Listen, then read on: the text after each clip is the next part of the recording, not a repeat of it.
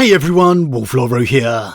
Today we're discussing when the Adepta Sororitas Morvenn Vahl met the returned Primarch Roboute Guilliman, and how this moment typifies the Imperium's current situation. A spoiler warning to begin here, as the events we're discussing today are from the Warhammer 40k novel Morvenn Vahl, Spear of Faith, by author Jude Reid. As always, I really recommend you read the stories for yourself first, without spoilers, as that's the best way to enjoy the lore for yourself. But with that said, let's just jump straight in. Okay, now this particular scene is a pretty short one today, more a tease than anything else really. But it's one I actually think we can take some real interesting insights from in regards to the current Imperium and its immediate future. Particularly with the recent discussions we've had regarding Rotigas's plans to undermine the Imperium and the Primarch. And it takes place upon the throne world within the Imperial Palace itself, with Morvenn Vahl returning to Terra to confront the High Lords, who had previously refused to send extra aid to Ophelia 7, meaning Vahl had departed herself to lead the defence of the world against the Night Lord's invasion force. No Abbess Sanctorum. The Adept looks up at Morvenn, towering over him in her freshly repaired and anointed warsuit. Forgive me, the Senatorum Imperialis is already in session. His eyes flick to the dripping object held in the warsuit's right hand, and his face turns ashen. None may enter, not even you. If the two armoured brothers of the Adeptus Custodes had stood in her way, it might be different, but they stand like golden statues. She reaches over the Adept's head and shoves the doors open. They fly back with a crash. Abbess Sanctorum, I must protest. Adept, Celestian Kerum takes the shaking man by the collar of his robes and moves him aside. Do as you are bidden. Morvenn enters the council chamber alone, her eyes straining to adjust as she moves from light into darkness. Figures are rising behind the table, hands moving in desperate gestures towards bodyguards and attendants. Most likely, she has already been stripped of her rank, but she has one last gift for the High Lords of Terra before they banish her from their presence. Grandmaster Fadix is on his feet. Abbess Sanctorum, this is a closed. She hurls the dripping object in the warsuit's right hand onto the table. It hits the wood with a dull thud and rolls until it is lying face up, the milky eyes staring into the shocked face of the Navigator Kadak Mir. What is the meaning of, "Behold the death of saints"? Morvenn's lip curls. I have done what you would not. Think twice before you stand in my way again. Now, you have to give credit to Vahl here. She knows full well the power of the High Lords, what her actions here most likely mean. Her rank stripped, most likely huge repercussions for her personally and politically. But she is doing what she feels is right, what she has to, proving her point.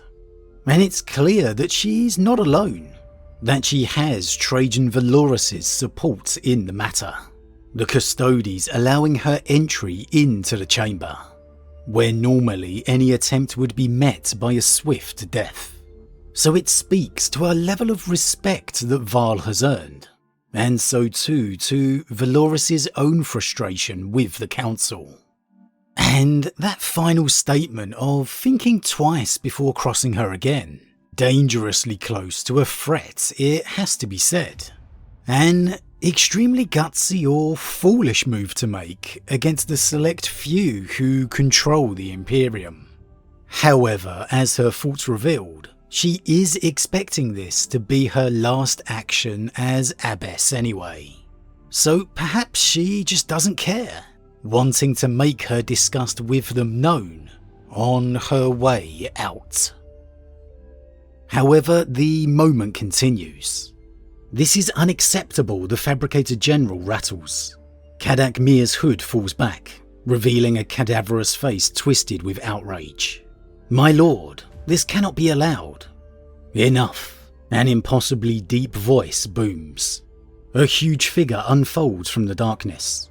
Morvenn blinks as he steps into the light, his armour gleaming ultramarine and gold, the laurels of victory around his brow, the steady blue eyes and the finely carved profile unmistakable. The Purgator Mirabilis falls to one knee almost before Morvenn gives the command. My Lord Regent, awe and wonder fill her soul. She is in the presence of the God Emperor's risen son, the closest thing to the divine on which she has ever laid her eyes. If he is here to deliver judgment upon her, then she will accept it without question and count herself grateful for the honour.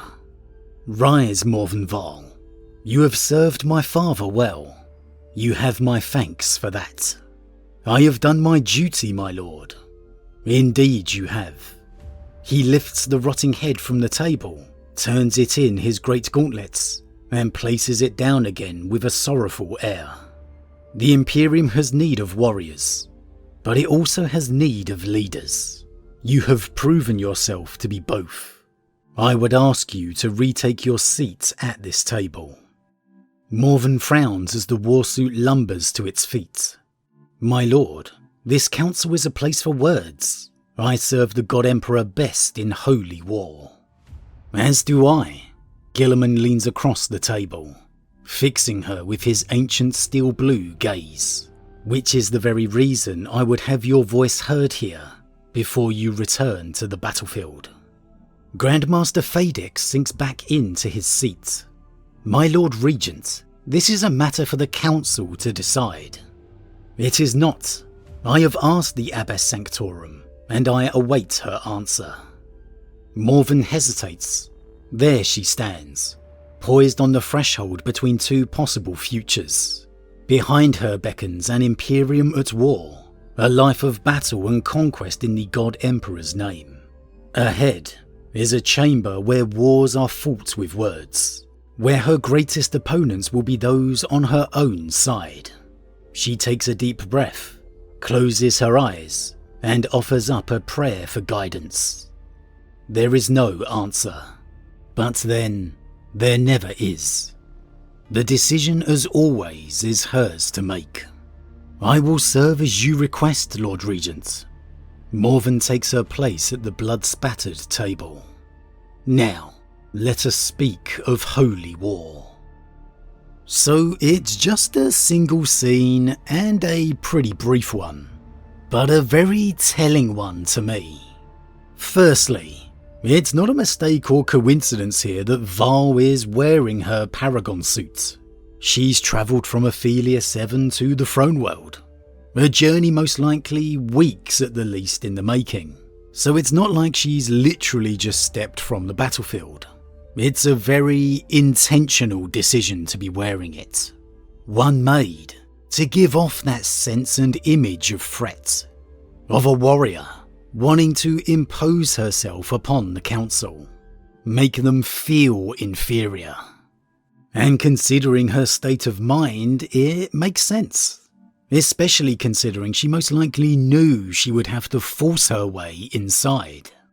However, I actually think it would have had more impact if she had come without the suit, shown that she didn't need it, that it was her mind, determination, and sheer force of will that was what mattered, not the armoured suit that she's wearing. Maybe it wouldn't have had the High Lords reeling in panic, but I think it could have helped them begrudgingly respect her within. I'm not sure this display actually helps her case with their opinions of her. However, of course, as it turns out, there's another opinion that matters. And I love the fact that Guilliman clearly didn't panic or reactively rise from his chair as the abbess burst into the room, clearly assessing the situation in a split second and realising the Paragon suit posed him no threat whatsoever, that he could take it out in the blink of an eye, and just how his mere presence dominates the room. That immediate, instinctive need to bow to the Primarch. That genetically created nature that they have, that just dominates mankind beneath them. The anger and scorn that Morvenn Vahl possessed, immediately snuffed out by the mere sight of Guilliman, the living son of the Emperor. But now we get to the part that I think reflects or encapsulates the difficulties that Guilliman could be facing in the future, or indeed that he's been facing all along, as Guilliman here categorically overrules and silences the council to side with the abbess. My Lord Regent, this is a matter for this council to decide. It is not. I have asked the Abbess Sanctorum, and I await her answer. Guilliman here is of course not wrong. He is the Imperial Regent and Lord Commander. He can make any decision he wants to. However, the fact that he shuts down Fadix's objections, completely overrules and overlooks the council, is exactly the reason the High Lords have already rebelled against him when he first returned and assumed power. It's one of the big concerns that the mortals of humanity have against him, alongside the might and prospect of reassembled legions. And this is why I think this scene reflects the difficulty of the Imperium right now and within its immediate future. Because there's no debate, Guilliman is the only one who can save it. If he hadn't returned, it would probably already have fallen. But as a Primarch, he is used to having total control. People obeying him. Again, it's part of Primarch nature. But that Imperium hasn't existed for 10,000 years. Humanity left the Primarchs behind. They learnt to rule and protect themselves. Was it perfect? Absolutely not. However, still flawed as it was, it worked. The Imperium survived without the Primarchs for 10,000 years, much longer than it had existed with them. And yet now we have that clash of ages, the era of humanity and the era of the Primarchs. For most of Roboute's life, the Primarchs were the dominant element of the galaxy. Undoubtedly, beneath their father, heading their legions and forging the very empire he is now trying to save. We know some Primarchs may have had a role post-Great Crusade, had it been successful of course, but we don't really know what that was going to be, or how important they were going to be. And more importantly, the Great Crusade wasn't successful, because the heresy struck, and it tarnished the relationship between Primarch and humanity forever. There's no doubt about it, and those scars are the ones that Guilliman still faces today. For all his implementation and legacy of his Codex Astartes, he is still and inescapably a Primarch, and any time he imposes his will, it has ramifications. Maybe not visibly, but most certainly internally. This instant disregarding and overruling of the High Lord's Council is the perfect example. Because do you think for a second that Fadix is happy being overruled? Who was very pro-Guilliman, by the way, helping him to eliminate the rebelling High Lords previously. And what about the others on the council? Of course not. And over time, with each instance of this transpiring, even those supporters of Guilliman will begin to doubt, or at the very least question. And it's this undercurrent of uncertainty that is about to be exploited and preyed upon by the great unclean one Rotigas's plan, with him luring the Historitor to discover the history book of Imperium Secundus and the reign of Emperor Sanguinius. The demon's hopes of this spreading and magnifying doubt and unrest across the Imperium in regards to Guilliman's ambition, his rule. And here we see Guilliman doing himself no favours in regards to that, completely innocently of course, seeing a warrior worthy of recognition. But it's the slight and admonishment of the council and their power as he does so. That's the problem. So you can really see how Rotigas's plan may well work, how it may well cause huge issues for the Primarch, and how Guilliman is unknowingly walking right into it. But what else can he do? Give over power to the High Lords of Terror?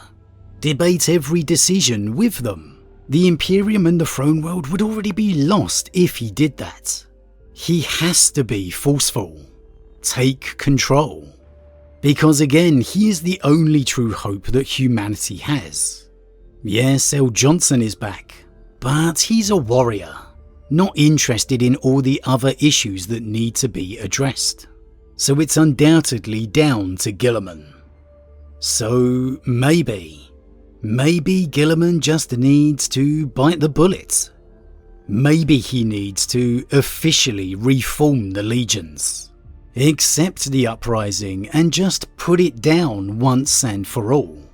Because how else is the problem going to go away? However, the problem is of course he can't, because there'd be no Imperium left on the other side to stop chaos. Every battle the Imperium would fight against itself would be a win for Abaddon and the Ruinous Powers. So it's really a no-win situation to be in for the Lord Commander. You can understand why he has visibly aged since he returned. Humanity's survival squarely on his shoulders, and having to contend with this kind of issue constantly. But I guess if there's one thing we know of Guilliman, we know he will never give up and never give in. He will do whatever he needs to and whatever he feels is right. So it's going to be interesting. It's going to be very interesting in the months ahead. And so as always everyone, what do you think? Do you think this encounter with Morvenn Vahl is the perfect example of the internal struggles that Guilliman faces? How him making a seemingly innocent decision regarding one single person can possibly come back around to haunt him? How the slights will be taken from every decision he makes by those who disagree? And how it really seems like there's no way for him to get past it without eradicating it for good. As always everyone, leave your thoughts in the comments below. A huge thank you to all my subscribers, your support truly means a lot to me, it really does. If you're new, please consider subscribing to help the channel grow. And if you enjoyed this particular vid, then why not drop a like on it too? But with that said, I am off, and I'll see you all again real soon.